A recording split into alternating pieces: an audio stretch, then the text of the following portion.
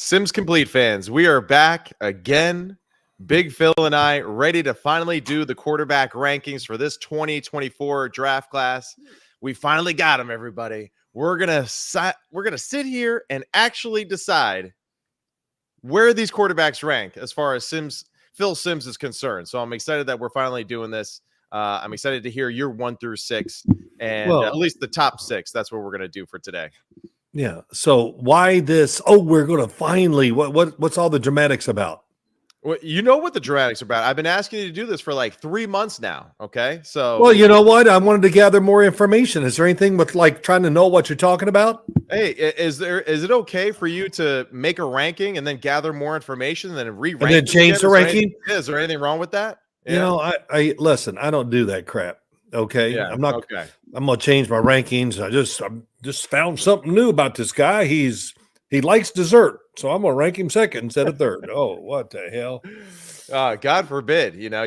God forbid. Oh, well, that's why you gather their information first and then you rank them. Okay. Well, the whole season when we did the show together, right, you were saying this team's really good. And then I gathered more information and now I realize they're not that good. And you know what? That's what happens when you do evaluations. All right. It's okay. It's okay to change your mind, player. Is that supposed to be funny? Look at that. You didn't even know what to say. Of course I did. I was just playing to the camera. So, right. All right, come on, let's go. Let's talk about these quarterbacks, where we think they're going to go and how we perceive them. It's not the way we think the draft is going to go right now, just how we rank them. Okay. So, are you ready? Yeah, I'm ready. All right, who you got? Number 1 quarterback in this year's draft class, Big Phil. Who you got? Well, this shouldn't count. You know, we both have Caleb Williams. So. Dude, I'm not sure about that. My quarterback is actually it's Caleb Williams too. It's Caleb Williams. Yeah. Oh, I was gonna say, good for you. That'll create a little noise. But Caleb Williams, well, we know everything. Tons of starts, controls the football great. I never saw him. I don't think I even saw one play where the ball got away from him. In other words, if he threw an incompletion just because his maybe the way he judged it was wrong, but very accurate. Big guy, plays big hands. I think, Matt, my last thing is saying about him, I think he wants to play from the pocket, but, you know, he has a great ability to move. And USC's offensive line was not that great, so he had to move around more than maybe people like, but I think he'll figure it out pretty quick in the NFL. Yeah, I mean, I think it's clear cut that he is number 1 in this year's draft class. I don't think it's honestly even close. I really think that he's one of the best prospects that we've seen and really the closest comparison that we've had from a prospect to a Patrick Mahomes, who is the best quarterback in the NFL right now. Right. His motion, his ability to throw the ball with power down the field, with touch, to be athletic, to be dynamic, creating plays off script like everyone is falling in love with nowadays. You know, all of these things are things that Caleb brings to the table relatively right from day one in this offense. A pure thrower. I said in our last show, he's one of the top 10 throwers in the league as soon as he steps on the field on his first Sunday start. So Caleb Williams to me is, you know, a knock 'em dead starter in the NFL. And I think that he is going to have a really good career in the NFL because of his skill sets and because of what he's able to do with the football. Yeah, no doubt. You know, nothing you can really, to me, complain about. We'd always talk, at Notre Dame, how'd that work out? Well, you know, Notre Dame, they couldn't pick up a blitz.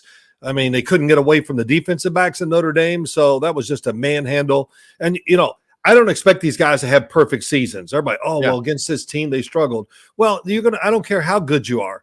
Patrick Mahomes struggles in certain games. But that'd be my last thing. When I remember watching Patrick Mahomes college tape at Texas Tech going, man, you know, it's pretty exciting, but is this going to work in the NFL? And now just think, here we are 7 years later, like that's the guy we're looking for now that can do all these things. So, yeah, he has those traits. I would say his college tape, watching him, was better than I saw at Texas Tech. You know, so maybe it's competition, but I don't think it was like an overwhelming all about their talent either. Right. I think it was Caleb Williams' talent that helped score more points than they probably deserved as a team at USC. Yeah, So, absolutely. Absolutely. So the consensus there, us, like many other people out there in the world, except for a few others, have Caleb Williams as the number one quarterback in this year's draft class and expect big things from him too in his first year in the NFL, despite just being a rookie. Maybe not CJ Stroud level type of performance, but pretty close, honestly. oh, he's capable of that. I think he's capable of that, and I think that he has the ability to kind of come onto the scene in such a way. All right, so now the number 2 quarterback on Phil Simms' quarterback power rankings is who? Wow, Jaden Daniels, LSU. When he went down there from Arizona State, I said, "Wow, I don't know if this is going to work out." But I think I saw pretty early that he was going to adjust to the SEC, being at LSU. Really a different offense. They run a pro offense down there under Brian Kelly, and I don't even know who the coordinator is. I forgot already. But, Jaden Daniels, I think the number one thing about him, good processor. Even though he's such a really great runner, he still can find the third receiver in some plays. So that makes you feel good. But also in the SEC, Matt, and all the tapes, I hate kind of saying that, but all the games that I watched of Jaden Daniels, I don't remember him ever getting tackled from behind. Right. I mean, when he gets out in the open field, I mean, he is super slick. It's as good. It really is as good running as a quarterback that I've seen. I don't know when. Probably, maybe Lamar Jackson, but I was gonna say probably Lamar. Yeah, and Michael Vick. We're talking about, that's the two guys that reminds me of. It looks different, but it looks like straight ahead that he might be faster than either one of those guys. So it's he's impressive. Compact motion. It's not CJ Stroud. The one knock, I mean, because we got to say something negative about him or whatever. His arm is good, but it's not. I don't think it's like top 10 in the NFL, like you said about Caleb Williams. Right. I don't know if it's in the top 15, but he is accurate. But the power, that's probably the one thing I'd say that you go, well, not a powerful arm, but still very accurate and picks out the right guy to throw it to. Yeah, for sure. And I think that's why he is, for the most part, the consensus number 2 on everybody's list, list besides a few. And I understand why. But the one thing, this is where our lists are now going to be a little different from yours and mine. My number 2 quarterback on the list is actually Michael Penix. And I know this might be something a little bit of a shock or a surprise, to some people and how they view him. But this is me, like we always say, this is me and how I value the position and how I would build my offense and all that stuff. I think Michael Penix movement in the pocket is awesome. I definitely see, the things that you have mentioned multiple times as we've broken down his film, him getting stuck in the ground, him getting a little bit too complacent with just relying on his arm. But, being able to throw the ball as well as he does with power throughout the field, to be accurate, all that kind of stuff, down the field, to the sideline, with power, all those things. That to me is a skill set that has to translate to the NFL to be super successful. He can do that. His pocket movement, I think, is absolutely phenomenal. I know that he's not a guy that is a scrambler or a dual threat, so to speak, anymore like he was coming out of high school, going into college, but he moves well in the pocket. He moves to throw. He moves to be a dynamic passer as he's evading people. And I just think that Michael Penix's skill set really does translate to the NFL very well because of his ability to just, be manipulative with his arm and to be dynamic that way. So I see him fitting in very well with a lot of offenses that I think he would thrive under. I think about like the Denver Broncos, the Minnesota Vikings, and those offenses with Michael Penix in it, they would be really dangerous because of just how aggressive that he can throw the football and from different platforms and still be tough in the pocket, making people miss. So Michael Penix is number 2 for me. Okay. Well, that was interesting. That's pretty high. Nobody has him at number 2. So you have to have true belief in saying all that. And I believe you. I will say this. Michael Penix is my 3rd quarterback. Yeah. And you talked about his throwing. Let's see. When you can throw the ball like him, Matt, you fit into every offense in the NFL. That's right. Exactly. You fit into every one. Yeah. And I will admit over the last couple of days, because I gathered more information, Matt. Yeah, I know. But I did change a little of my thinking with him because I saw more of what I was really looking for. I watched more games, saw a lot of throws, but he didn't hang on his back foot. He really got through the football, gave him a higher release. He was extremely accurate. To say he has a powerful arm, I listen, I don't know whose arm in this draft or in a draft in the last few years equals Michael Penix. I mean, it's hard to come up with those guys. Yeah. But the big hands are a great thing for him, because he can just manipulate the ball the way he wants. And you see how easy it comes out of his hand. And getting stuck, which he does sometimes on his back foot, leans back to throw it because he can. He'll get out of that in the NFL because he's going to know you have to keep those feet alive, keep moving, give a little bounce to him, and know that on a split second you got to turn, make the throw, and not get crushed. And this is the reason why he is a little bit higher on my list than I think other people have him. To me, him being weatherproof and great the one. ball in tough environments throughout his career. Right. This is where I give him a notch up because I'm not talking about you being great through the regular season. Right. You have to have some of these special traits and qualities to be great in the playoffs, right? To get a Super Bowl run. And he is a quarterback that I think has the ability, to be dynamic as a thrower in, sub-zero temperatures, in Kansas City on the road and still go shot for shot with a guy like Patrick Mahomes. So that's where I think I really value that skill set tremendously, and the longevity of that, right? We discussed in our last episode about just throwing mechanics and getting better. Well, if he's already, 1 or 2 on your list of throwers for this draft class, I'm thinking about Michael Penix 3 or 4 years from now as he gets used to the NFL football game, as he starts to evaluate himself and other great throwers in the NFL, adding those things to his resume, his ability. That's where I'm saying Michael Penix is a great thrower already. Caleb's a top 10 thrower in the NFL day one. Michael Penix is going to be a top 10 arm power thrower from day 1 too. And I think that he can develop all those other things as he continues to go in his career. So Michael Penix, with the amount of reps that he has, the weatherproof, the fact that he can just throw the football all over the yard and especially the downfield passing and accuracy, that's where I feel like I give him that leg up over Jayden Daniels. All right, that's really good. I'll say this: he's a thrower, but he's also a passer. He's not a line drive thrower, which we'll talk about here later, and the guys we talk about. But he can get on top of the football. I know that's a phrase, but he gets his body into it. He can throw it over one group of guys and throw it in front of the other one, which is important. I hear it all the time, layering the ball. I mean, I don't know if I've ever said it, but it sounds pretty cool.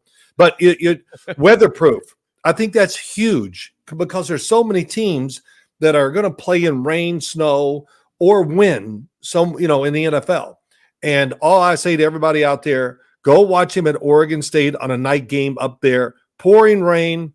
He's spinning the ball. He's throwing it. Guys couldn't even catch it because the weather and everything. He's putting it right on the money, and he was throwing it so hard, even in all that climate, that the players just couldn't handle it. The other game is at Washington when they played Oregon, and about 30-mile-an-hour winds, and which I've said a couple times on our podcast. Yeah. I'm trying to think. Brock Heward was doing the game, and he goes, man, I just don't know what to tell everybody watching the game. This is into the wind. It's at least 30-mile-per-hour winds, and he's throwing these, big, deep routes on the sideline like it's nothing. So that's what you get when you get Michael Penix. And, of course, he ran a 4.55 at his pro day, so it shows he's capable of that. And, too, he took his shirt off. So I think he took his shirt off to show everybody, hey, I got a little muscle on me too. So, I really do. I think it's – why else do you take your shirt off? Because you think you look good, right? You're not going to take it off because, hey, look at me. I got a little belly, but don't worry about it. I'll get rid of it before the draft. Well, if everyone at home, Big Phil has kept his shirt on for the past 10 years. So that just tells you everything you need to know. That was just not nice.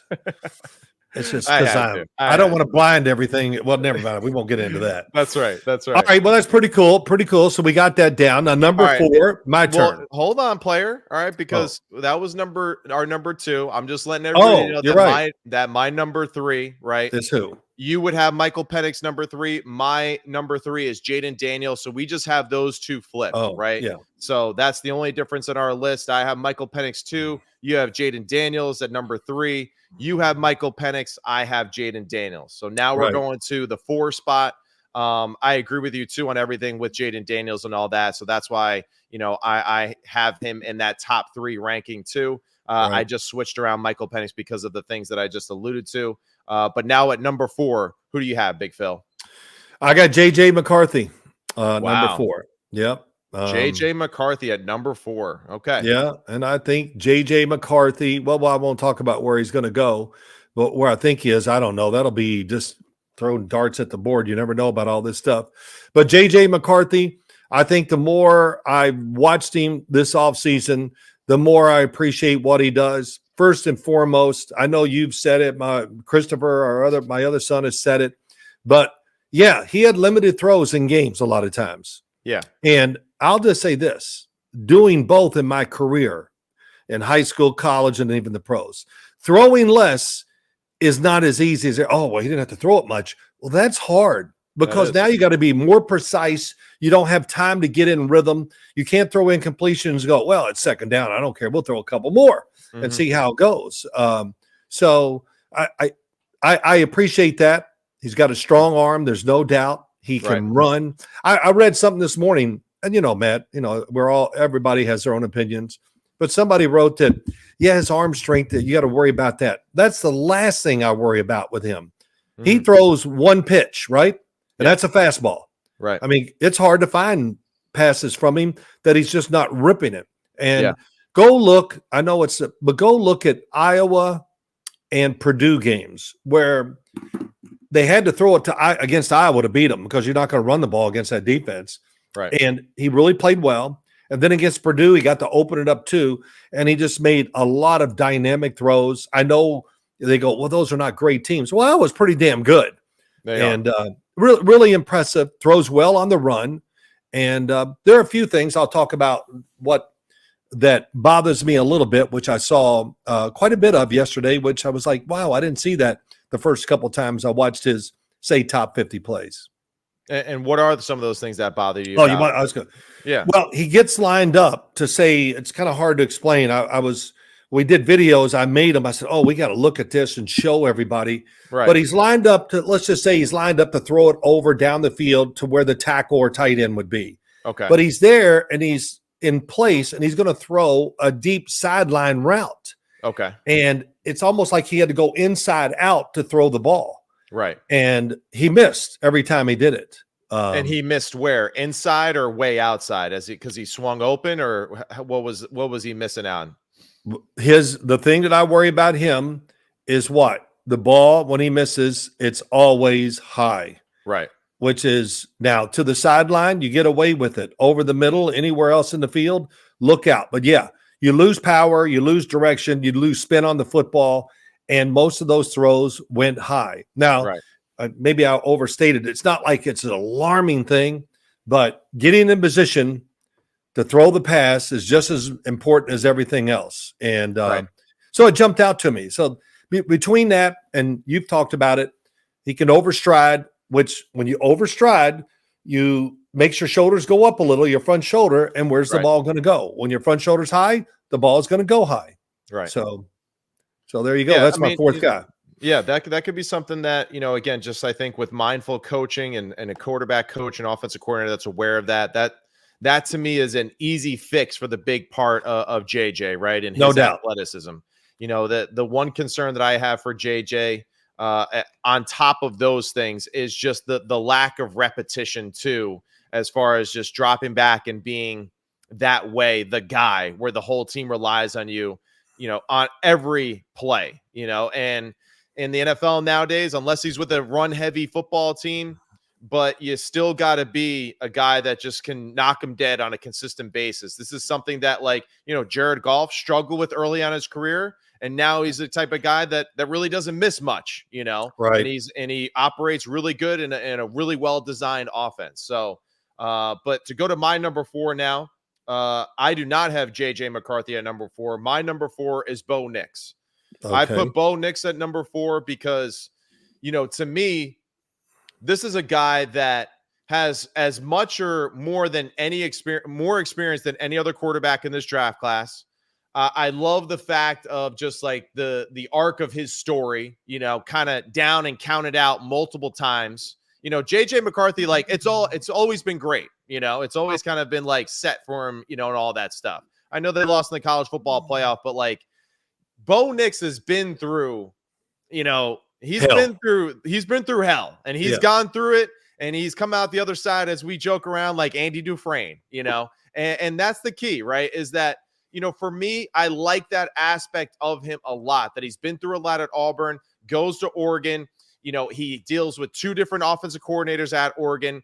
No doubt he gets a lot of throws, but to throw the ball at 70% completion percentage, to be deadly accurate on these short and intermediate routes, as consistent as they were, to throw the football accurately in a lot of those tight windows because of the way their offense was designed, and also to really be a great thrower outside of the pocket, and very underrated that way. Can he be a little bit more creative? Can he do a little things more off the cuff? Sure, we would like to see that from him, but I think that Bo Nix is one of the most polished quarterbacks, as far as checking every box you want to see in a quarterback in preparing for the NFL. He just doesn't do anything at a super like elite level that's like super sexy, to the eye when you're watching him, to the normal fan, right? He doesn't have the cannon like a Michael Penix or a Caleb Williams, but he does everything really, really well, super solid all around. Again, I commend him on just the fact that when I watch this film, he's one of the few quarterbacks that I think too consistently you see him going through multiple reads throughout the game. 1 to 2 to 3, 1 to 2, 1 to 2 to 3, scramble, move. Like these are things that I think you can kind of just tell that he's been well taught. He understands it. He executed at a very high level. He's also being a little bit downplayed too by his ability to push the football down the field and his accuracy at downfield. I think he throws it much better than what people are claiming him to be. And I think the dude is tough too. So I got Bo Nix as my number 4 quarterback. All right. Well, good. I'll talk about him later because I didn't have him in the top 4. Yeah. So who do you have at number 5? At number 5, I have Drake May. Number 5 is Drake May to me, just because, this was tough. I kind of went back and forth with Drake May and JJ in this way for the 5-6 position. But, with Drake, I just feel like he has the potential of a higher ceiling with his physical attributes being big, strong, fast, a little bit more mobile too, as far as his athleticism, can throw with his body contorted in funny positions very consistently too. The turnovers and the carelessness of the football to me concerns me a little bit too. Sometimes the unnaturalness of his motion bothers me too, right? And that really is why, these 2 guys are on the bottom of the list for me. Drake, I think, has a very high ceiling, but it's also he concerns me a little bit too with having an even lower floor than a lot of the other guys that we're talking about. So I think Drake is extremely talented. I think he has a lot of upside.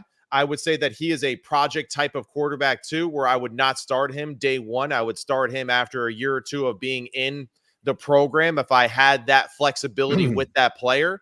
And allow him to get adjusted to the NFL game and to really be honed in on what's being asked of him each and every day to be a pro quarterback. Well, Drake May is my 5th guy too. Listen, big, strong, you said it, 6'4", 223. I think that's his combine numbers. Yeah. Got big hand too, so that helps. His arm, there's only one way to explain it, and that's powerful.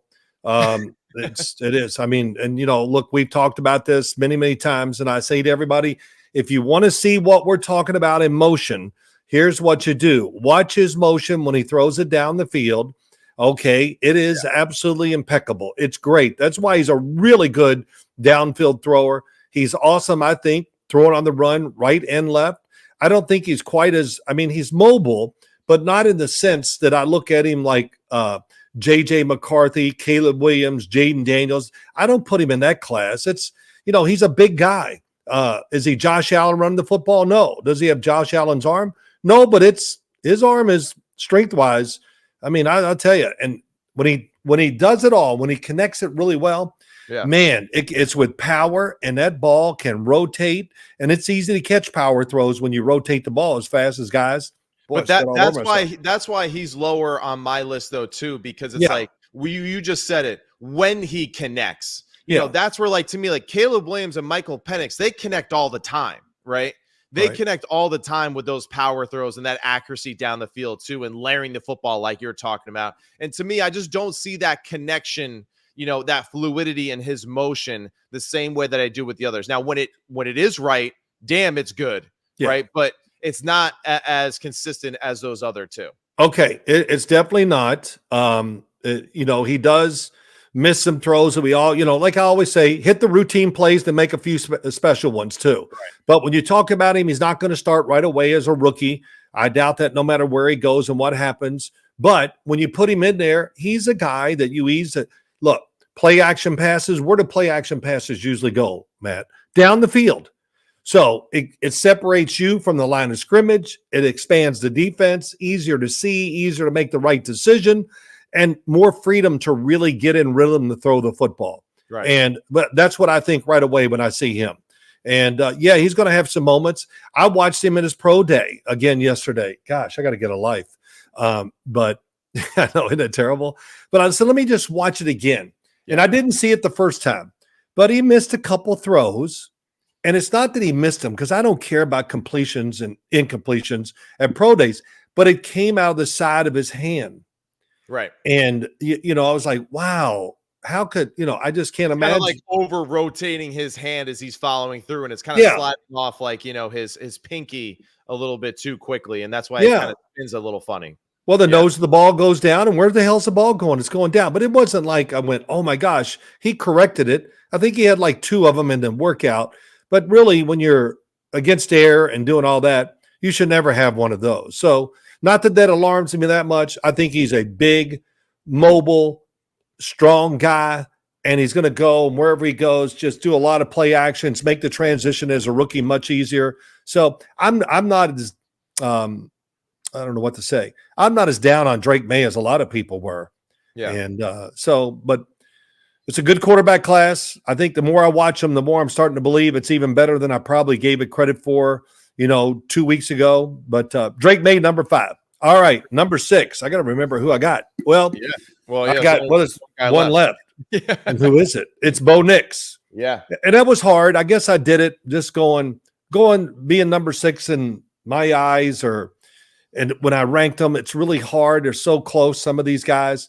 But you said it, experience, great decision maker. I see elite throws every single game, not some.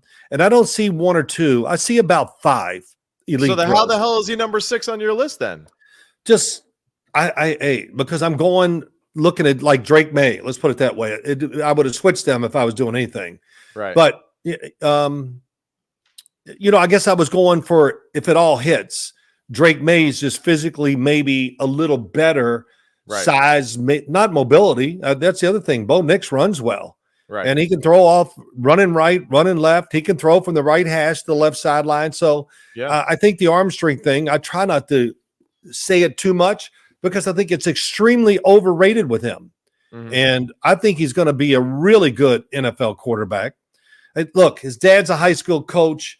You can tell on the field when he's playing at Oregon these 2 years, he's in control. He's the man. It's really easy to see. All right, but you have Drake May and Bo Nix on the board still. Your team is up drafting. Which quarterback are you drafting? Well, what team am I? Just talk. You're the GM. Which quarterback are you taking? Bo Nix or Drake May? It's your team, so don't worry about which team it is. Yeah, no, I know what you're saying. Well, if I could see him in person, that would probably decide which one I would take. The one that just made it look easy. Wow, what a cop-out answer right there. Just all right. Shut your ass up, okay? It's tough. I guess. Hey, look, I'm ranking him number 5, so I'd have to take Drake May over Bo Nix. You would, okay. All right. Hey, we'll see. I think when you look at these teams, they're going to try to draft somebody that really fits the profile they want, and that's where it gets a little tricky judging these quarterbacks. Right. I think you got to look at teams and go, this fits him, this team fits him, whatever. Yeah. And hey, a guy I know very well. We were in the same draft class. Would Joe Montana? Would he have loved playing in up here in New York instead of San Francisco? Would you change your opinion maybe of him if he had to play in Green Bay, New York, all these cities where you could Buffalo, it would change what we think. So I think a lot of times it's the same thing with these quarterbacks coming out. Yeah, definitely, So, definitely. And you're right. Like style, as they say in boxing, styles make fights, and it's the yeah. same too for quarterbacks as well. Styles really do make just like the teams and their environment that they play in. So it is very important. All right. So you got Bo Nix at number 6, and that leaves me with my number 6 and JJ McCarthy. And right. it's really not a knock on JJ. I have been impressed with him throughout this process. I really have. I have changed my view from where it started at the end of the season till now, how I view him as a quarterback. I think he could have a very successful NFL career. There's no doubt about that. He has the skill sets for it. When I stack him up against the others, I still just don't see enough. I didn't see enough evidence to say that he should be over a Caleb Williams, Jaden Daniels, Michael Penix, and Bo Nix because of just the lack of, reps where the game really was on his shoulders to perform at a very high level from the first quarter to the fourth quarter with his decision making and with making dynamic throws. He made a lot of great throws on third down. I saw that stat multiple times throughout this process. He was one of the best quarterbacks on third down, and that's great. That's really good. At the same time, though, it just, there's too many games where I just see routine kind of completions, and I don't see the wow, impressive plays like I see from the others. And for me, he is a project. He would not be someone that I would be looking to start from day one, even though he has been coached by an NFL quarterback and an NFL head coach. I would still be looking to groom him into a program to get more acclimated to the NFL game. And I'll say the other thing, too, that kind of concerns me a little bit, too. And not to say that he's like this player, but, he kind of has like a Zach Wilson look to me on the field. He looks athletic, to a degree, but he kind of looks small to me at times, and that's where I think with Drake May, I move him up over JJ because I know that, as you would say, size is, it's a skill. It's a talent. Yeah. It's an advantage to be big and strong in the pocket in the NFL. Right. And for JJ, I think he kind of plays smaller, at times to me. That's how I saw him at Michigan. Now, when I saw Michigan's team on the field, I realized why he looked small, because everyone would look small on that damn team because of how big they were. But he plays a little bit on the smaller side for me. I don't really know how well he sees down the field consistently the way that I've seen other guys in this draft class. And I think those two things concern me, as far as the evaluation and where I put him at this number 6 ranking. All right. I understand that. It's hard to argue any of those points. And, he's progressed. Like in my mind, I've said it many times. I kind of want to, it's like a sin. So I want to get it off my chest. Is that I said, well, when he decided to come out, I go, wow, what a mistake. He's going to go in the 3rd or 4th round. Yeah. And then as I watched him, and the more I watched him, I started, okay, I see it. I think he is athletic. His body doesn't bother me at all. He's going to put on some natural weight. Same with Jaden Daniels. Everybody, hey, you got to be who you are. When that's who you are. Let's say Jaden Daniels. If he puts on 15 pounds real quick, everybody go, oh, yeah, he's getting bigger. Yeah, I'm sure he's getting slower and he doesn't feel as good because that's not who he is right now. Time will take care of that. Right. I mean, Jaden Daniels weighs 210 pounds. Okay, I don't know what he weighed in at the combine. I think it was that. Right. But I'm sure it's a little bloated or heavier. But I don't look at him on the field and go, oh, he's undersized. He's every bit of 6'4" when you get around him. And so it's not a problem with me. That's for sure. And J.J. McCarthy, I never thought about his size. He looks like he plays big on the field, can throw over people if he has to, and mobile. I think his mobility is just much better than we think or give it credit for. Yeah, so, it is good. It is good. I just – I think his mobility is very good. The problem I have a little bit too, and maybe this is the structure of their offense too, just didn't see it enough on film, And, it's the offense. No, I understand, but there are times though too where just, players just kind of making plays and doing that stuff too. And like, with Caleb, just like in that comparison from my 1 to 6 ranking, it's not like it was part of the offense of the USC offense for him to reverse field 3 times and throw a dime down the field 40 yards on a line, know? And I just feel like I don't see enough of that natural ability in that same regard, in that same class by JJ doing that stuff. You know, I saw that a little bit more from Drake. I saw that more from Bo. I saw that more actually from Michael Penix at times too, even though it seemed like he was a little bit more gung-ho on staying there and hanging in the pocket to throw. Sure. But I just feel like the other guys, they had more repetitions of that. And that for me, it allows me to sleep at night when I'm in this draft class too, because, you know, if I haven't seen it, it's hard for me to use my imagination to say, oh, well, he'll do it at the highest level in the world of football, and it'll just naturally click to him, you know? So that's where, you know, I have a hard time just manipulating my brain to say, oh yeah, well, you know, that was Michigan. He'll do all that other stuff in the NFL now, you know, versus the Cincinnati Bengals defense and Lou Anarumo. You know, he'll just work it out all of a sudden, you know. So that's a little bit of my concern a little bit with JJ, but I still think that he can be a great pro. I just think it'll be a little bit more time for guys like him and Drake, you know, and even maybe Bo, and really for all these guys, you know, just again, depending on where they land, what team they're with, what coaching staff, and really what coaching staff can utilize these quarterbacks, you know, more than just honestly harming them. Because, you know, Greenberg says this on ESPN Get Up all the time, right? He's just like, you know, more quarterbacks are ruined in the NFL than they are groomed. And I think there's a lot of truth to that too. There really is. I agree. Now you're quoting Mike Greenberg. You never quote me. You know, I said, what the hell am I doing wrong here? Mike Greenberg. Yeah. He's only worried about one thing. The Jets. The Jets. So we got to get a receiver. We need to do this or that. And, you know, it's great. I do. He's fun. It is. Yeah. I like he's part of that Curb Your Enthusiasm crowd too, that knows the exact episode that I'm talking about. You know, what killed them? You know, the Jets and a little bit of the Knicks, you know. So that's really what it comes down to. But hey, good times for the Knicks right now, and hopefully better times for the Jets coming here soon too. Yep. Okay, let's do this. Let's swing right over to where we think they're going to be drafted. Okay. Right. No surprise. You're going to go from here too. So Caleb Williams, no surprise. He's going to Chicago. Jaden Daniels going to Washington, guaranteed. Okay. Guaranteed. You're saying he's already, his name's on the piece of paper ready to go. Oh, well, it's going to be the last second because we're listening to trade offers. Who's going to do it? And he could be somebody's trading in. And no, they're going to take Jaden Daniels. All right. If they trade out, I don't care. Then I'm not going to watch them this year. No, but I mean, do you agree with those first two picks? Yeah, I you know what? I haven't seen much that would say for me to disagree right now. So, okay. All right, now let's go. Where do you think pick of the draft? Third pick, go. Yes, New England. Yes. Okay, I really feel confident, and I hate to do it this way, but I'm sitting here, TV's on, I look over, Albert Breer, right? Okay. What about it?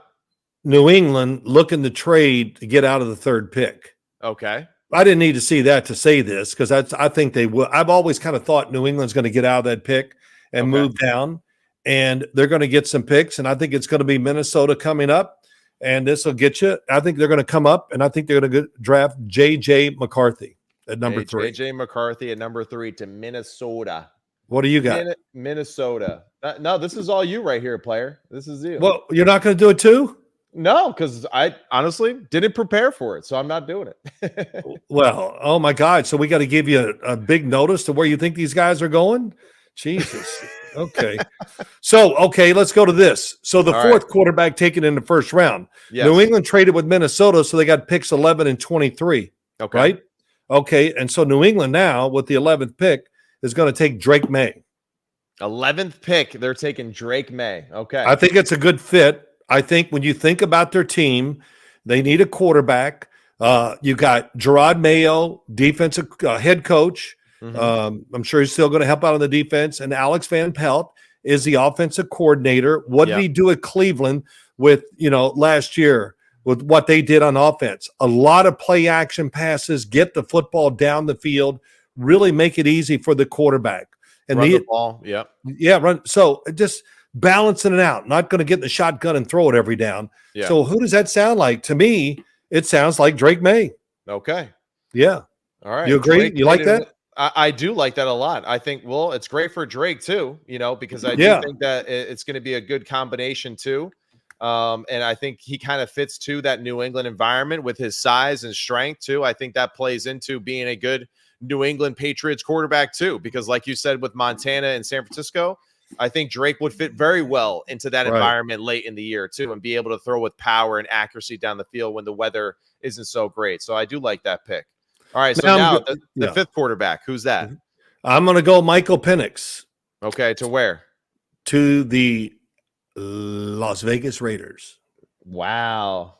I know it's kind of out there, and I think your brother Christopher, I think he might have said this too, but I just feel, hey, you get him, you're indoors, who you play against, Right. Boy, I just, to me, it can work. I'm sure the Raiders would love Jaden Daniels, Antonio Pierce recruited him to Arizona State, all that, Yeah. but there's no way you can get up all the way to in position with the Washington football team to get him.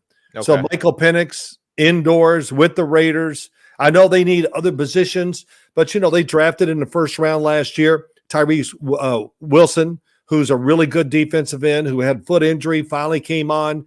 Of course, they got Max Crosby, so they got they got the makings of it. I think the defense is going to be so much better. But Michael Penix throwing the football, wow! I look at it and I kind of like it. Could they move down and still get him? Maybe if you want to play that game. So interesting pick, though. What do you think about that? I like that pick a lot, and I like it too in the sense that, like, yeah, you're getting a quarterback that, like we mentioned earlier, is weatherproof. It is can go shot for shot with you against some of the more aggressive teams that are in that conference.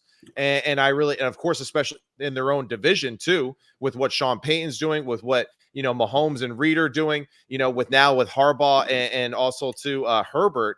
I think Michael Penix being added to that. We know that Antonio Pierce wants to run the football and be physical at the line of scrimmage. And I think Michael Penix would fit extremely well into that type of environment too, with that play action passing game, like you saying for Drake May in New England. I think Michael Penix would flourish in that type of world and being able to throw the football aggressively down the field. Very similar to how we saw the Kansas City Chiefs adapt, who they were offensively late in the year to make the Super Bowl run.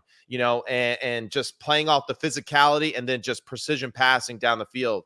I love that Michael Penix pick to the to the Las Vegas Raiders. Yeah, we'll see where that goes. Then the other one I looked at, and I'm not looked at, but now I'm going to take Bo Nix. He's the sixth quarterback that could go on this, and I have him going to the Denver Broncos. But I don't have him going. I think the Denver Broncos look at it and see Bo Nix there and go, who else in this first round, or who do we have to worry about picking Bo Nix? And I don't know if you have to worry about that. So they can move down, get some extra picks or something like that, and take him. And he fits Sean Payton. I mean, I don't know what else to say. Smart, going to delegate, knows how to run the offense, control it. Sean Payton, oh my gosh. He wants you to check into the perfect play every time. And you got to do it in time. So you got to look at that clock, know that offense inside out. And of course, everybody always says, well, this is good. The modern day Drew Brees. Well, I don't know. Drew Brees was really damn good. So, if they find the modern day Drew Brees, then it looks like it's good days coming for Denver. And that's a Hall of Famer. Yeah. When you get a modern day Drew Brees. Yeah. But so it fits everything that I think Sean Payton wants to do. And it won't be like we got to rush him in there either. Yeah. So, Jared Stidham, he knows Sean Payton, played with him last year, played some games, played solid. Right. So I would expect him to be the guy. And then if it ever got to a position where they can make the switch and know that they're going to get better because of that, then that would be the time he would come in, probably somewhere in his rookie year. Okay. So what do you think about that? I love that. I mean, really, just from my experience, a small cup of coffee at a rookie minicamp with Sean Payton in the when he was with the New Orleans Saints, excuse me. I was in, let's say, 6 meetings with him and the offensive coordinator and Lombardi and those guys, and just listening to what they say and how they kind of go through this information and getting their quarterbacks prepared. I was like, well, damn, I would really hope you guys sign me, because this sounds like a lot of fun to learn it and to play the position under you guys, because of just how well thought out these things are. how much time that goes into creating this offense to make it quarterback friendly, to make it aggressive, to make it well thought out. So things are really layered each and every play, that build to the next play. He's not just calling plays and just saying, hey, let's just see if this works. There is a certain symphony or chemistry to what he's trying to do to build plays out as the season and as the game goes. And, I think that'd be great for Bo. I really do. And the library of plays is really big. It's endless. It is. What you saw, and I've told this story probably to you. Library of Alexandra. He's got it all. Yeah. But I called him one night when I was doing games. It might have been a Thursday night. I don't know if it was whatever. So I called him because I'm just kind of looking for little thoughts and hear what's going on. So it's like 11 o'clock at night, their time down in New Orleans. Call his cell phone. He picks it up almost immediately. Hey, how you doing? Hey, how are we?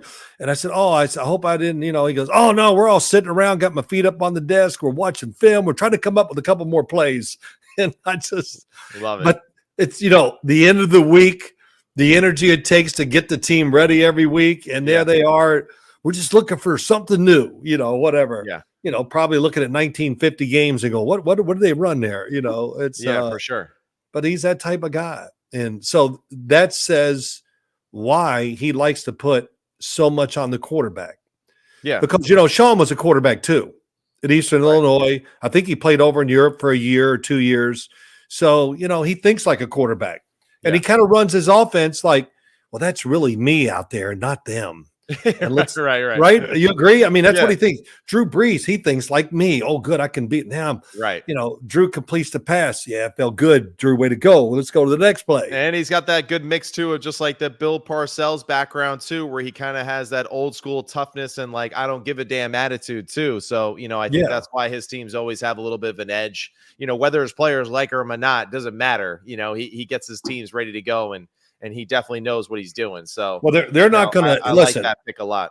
We talk about this with the quarterback and all that. The one thing he always does, though, he's going to run the football to keep the team balanced and keep his team tough. Yeah, what you have to do. Well, he's a coach that he's really going to do whatever he needs to do to get the damn W. Well, yeah, right? That's right. And that's what great coaches do. They adjust and they find ways to make it work for what they got.